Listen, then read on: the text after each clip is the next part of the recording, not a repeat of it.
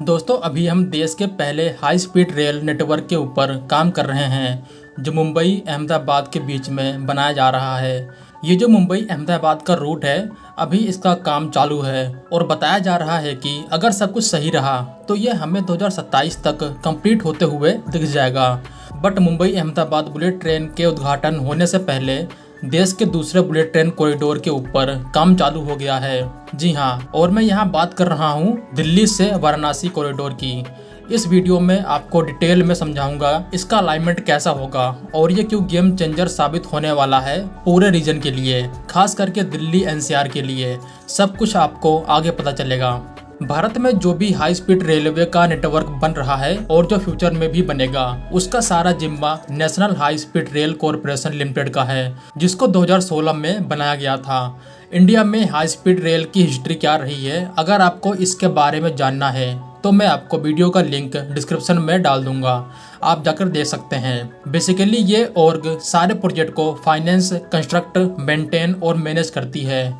इस कंपनी को बनाया गया है अंडर कंपनी एक्ट 2013। 2017 को इस प्रोजेक्ट के लिए फिजिबिलिटी स्टडी करवाई जाती है। इसके बाद 2019 को रेलवे मिनिस्ट्री NHSRCL को टास्क देती है डिटेल प्रोजेक्ट रिपोर्ट यानी DPR तैयार करने का। 2020 को इस कॉरिडोर के डिजाइन और सर्वे के लिए टेंडर फ्लोट किए जाते हैं। जनवरी 2021 में इसका लाइडार सर्वे का काम किया जाता है। 2021 के सितंबर को इसका DPR सबमिट कर दिया जाता है। उसके बाद NHSRCL सारी रिपोर्ट इंडियन रेलवे को सबमिट करती है नवंबर को, जिसमें मल्टीपल स्टडी रिपोर्ट को शामिल किया गया था, जैसे जो विलेजेस होंगे आसपास उनके ऊपर क्या इम्पैक्ट आएगा, लैंड रिक्वायरमेंट कितनी होगी, सोशल इम्पैक्ट क्या होगा, फिर लास्ट में एनवायरनमेंट पे इसका क्या इफेक्ट होगा। अब जुलाई 2022 के लास्ट में खबर आती है कि NHSRCL ने रूट और स्टेशन क्या होंगे इसको फाइनलाइज कर लिया है। NHSRCL ने जो रूट और स्टेशन फाइनलाइज किया वो इस प्रकार है। दिल्ली का जो सराय काले खां है इसकी शुरुआत यहीं से होगी। इसके बाद इसका जो पहला स्टॉप है वो होने वाला है नोएडा सेक्टर 148। इसके बाद इसका जो दूसरा स्टॉप है वो होने वाला है नोएडा का जेवर एयरपोर्ट। ये जो सेक्शन है दिल्ली से जेवर एयरपोर्ट तक का, ये बहुत ही ज़्यादा इम्पोर्टेंस रखता है, जिसके बारे में आगे बात करेंगे। जेवर के बाद ये स्टॉप होगा मथुरा का, मथुरा के बाद आगरा, आगरा के बाद इटावा, फिर इटावा से होते हुए इसका अगला स्टॉप आएगा कन्नौज। कन्नौज के बाद अगला स्टॉप होने वाला है लखनऊ, यूपी की राजधानी। उसके बाद यहाँ पे एक रूट होगा अयोध्या की ओर और दूसरा रूट जाएगा रायबरेली की ओर। यहाँ से होते हुए इसका अगला स्टॉप आएगा प्रयागराज, प्रयागराज के बाद भदोही। इसका जो लास्ट स्टॉप होगा वो होने वाला है वाराणसी। टोटल कुल मिला के 13 स्टेशन का निर्माण किया जाएगा इस पूरे रूट में, जिसकी टोटल लेंथ 813 किलोमीटर की होने वाली है। अगर इसके बजट की बात करें तो यह एस्टिमेट किया गया है 2.3 लाख करोड़ रुपए। ये जो 13 स्टेशन बनाए जाएंगे इनमें से एक स्टेशन होगा दिल्ली में और बाकी के सब स्टेशन उत्तर प्रदेश में होंगे। दिल्ली का स्टेशन अकेला स्टेशन है जिसको अंडरग्राउंड बनाया जाएगा और बाकी के सभी यूपी के स्टेशन आपको एलिवेटेड मिलेंगे। अब हम बात करते हैं इसके सबसे इम्पोर्टेंट सेक्शन की, दिल्ली से जेवर एयरपोर्ट का। जेवर एयरपोर्ट जो एक इंटरनेशनल एयरपोर्ट होने वाला है जिसको नोएडा में बनाया जा रहा है। ये एयरपोर्ट इंडिया का सबसे बड़ा एयरपोर्ट होगा। ये एयरपोर्ट दिल्ली के इंदिरा गांधी इंटरनेशनल एयरपोर्ट के ट्रैफिक को बहुत हद तक कम करेगा, इसीलिए इसकी इम्पोर्टेंस इतनी ज़्यादा है। शुरुआत में NHSRCL का कोई प्लान नहीं था यहाँ पे एक स्टॉप बनाना, लेकिन जेवर एयरपोर्ट को पता था इस एयरपोर्ट की क्या इम्पोर्टेंस है इस पूरे रीजन के लिए, न सिर्फ नोएडा बल्कि दिल्ली गुड़गांव के लिए भी।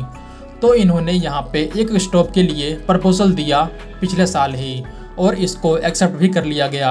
अगर आप दिल्ली सराय काले खां से जेवर एयरपोर्ट को जाएंगे बुलेट ट्रेन के जरिए तो आपको सिर्फ 21 मिनट का समय लगेगा। सोच के देखिए, चाइना के संघाई का जो एयरपोर्ट है उसको मैगलेव ट्रेन से कनेक्ट किया गया है संघाई सिटी से, जिसकी स्पीड 400 किलोमीटर पर आवर की है। सेम इंडिया में भी होने वाला है। NCR का ये एयरपोर्ट जब इतने तेज रफ्तार से कनेक्ट होगा दिल्ली से तो इसका जो फाइनेंशियल बेनिफिट है उसका अंदाजा अभी लगाया नहीं जा सकता। यहाँ पे जो प्रॉपर्टीज के रेट है वो एकदम से हाई होने वाले हैं। इसके अलावा ये जो जेवर एयरपोर्ट का स्टॉप बनाया जा रहा है जितना इम्पोर्टेंट दिल्ली के लिए है उससे कहीं ज़्यादा फायदा होगा यूपी को। इससे उत्तर प्रदेश के टूरिज्म को और ज़्यादा बूस्ट मिलेगा। जो अभी फॉरेन से टूरिस्ट आएंगे, अगर उनको अगर विजिट करने जाना है ताजमहल को, या फिर अयोध्या जाना है, या फिर वाराणसी जाना है, जो टॉप टूरिस्ट प्लेस हैं उत्तर प्रदेश में, तो सोच के देखिए कितना इजी होगा किसी के लिए भी। यहाँ से आगरा कुछ ही मिनट के अंदर पहुँचेंगे। अभी के टाइम कोई भी विदेशी टूरिस्ट ताजमहल को विजिट करता है तो उसको दिल्ली से जाना होता है, क्योंकि अभी जो इंटरनेशनल फ्लाइट है वो सिर्फ दिल्ली में लैंड करती है ज़्यादातर। सेम वाराणसी के लिए भी है। तो बेटर कनेक्टिविटी न होने के नाते यहाँ पे जो टूरिज्म का पोटेंशियल है उसको हम सही से इन्हेंस नहीं कर पा रहे हैं, क्योंकि कोई भी विदेशी अगर विजिट करता है इंडिया को या फिर किसी भी दूसरे देश को, सबसे पहले वो प्लानिंग करता है उसको कहाँ जाना है, उसके बाद देखता है वहाँ पे जाने का जरिया क्या है, कनेक्टिविटी क्या है। जब किसी को बेटर कनेक्टिविटी नहीं मिलती तो कई बार इसके चक्कर में प्लान को ड्रॉप कर दिया जाता है। लेकिन सोचो अगर बुलेट ट्रेन जैसी फास्ट कनेक्टिविटी होगी तो कितना आसान होगा। कोई भी विदेशी टूरिस्ट मैप खोलेगा तो उसको बुलेट ट्रेन का रूट मिलेगा जो सीधा आपको आगरा फिर वाराणसी की ओर ले जा रहा है। तो सोचो उसके लिए कितना आसान होगा। अगर उसका एक बार मन नहीं भी होगा इंडिया आने का तो वो अपना मन बना लेगा। दिल्ली से जेवर तो आप सिर्फ 21 मिनट में जाएंगे, लेकिन अगर आपको वाराणसी जाना है तो इसके लिए भी ज़्यादा टाइम स्पेंड नहीं करना पड़ेगा।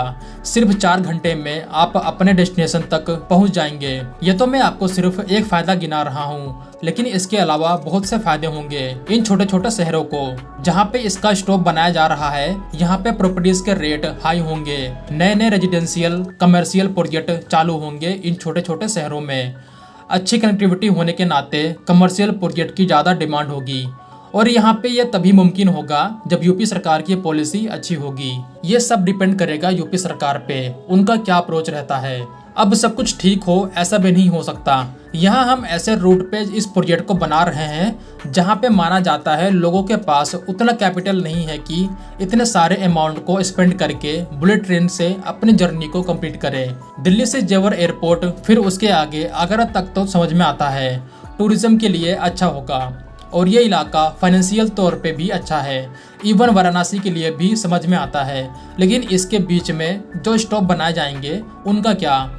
ये छोटे छोटे शहर अभी इतने बड़े नहीं है कि यहाँ के लोगों को बुलेट ट्रेन की जरूरत हो। तो जो चाइना में हुआ है उसी का डर इंडिया में भी सता रहा है। चाइना ने ऐसे बहुत से रूट पे बुलेट ट्रेन को चलाया है जहाँ पे लोग उतने सक्षम नहीं है कि इतने पैसे खर्च करके अपनी जर्नी को कंप्लीट करें, सिर्फ कुछ टाइम बचाने के लिए। इसका नतीजा ये निकला, आज चाइना $1 ट्रिलियन के डेट का बोझ झेल रहा है, क्योंकि यहाँ पे ज्यादातर वही लोग ट्रेवल करते हैं जो मजदूर है। यहाँ पे कोई बिजनेस क्लास नहीं है जो अपने काम से रोज दिल्ली से यूपी की ओर ट्रेवल करता हो।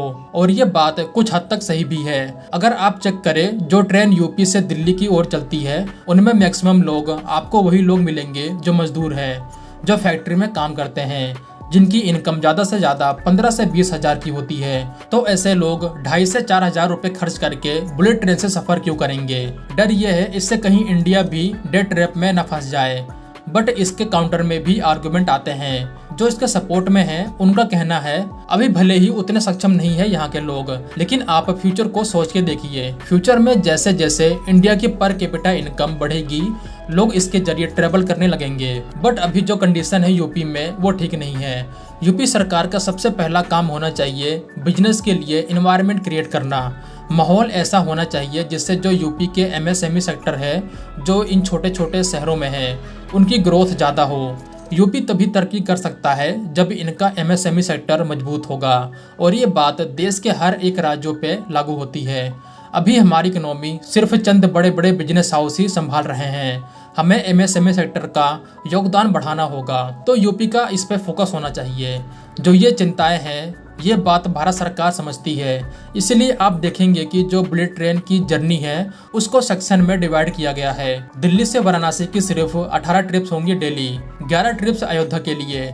इसके अलावा लखनऊ के लिए 43, और जो सबसे ज्यादा फाइनेंशियल वायबल रूट है दिल्ली से जेवर एयरपोर्ट और आगरा के लिए, इसमें 63 ट्रिप्स होंगी डेली।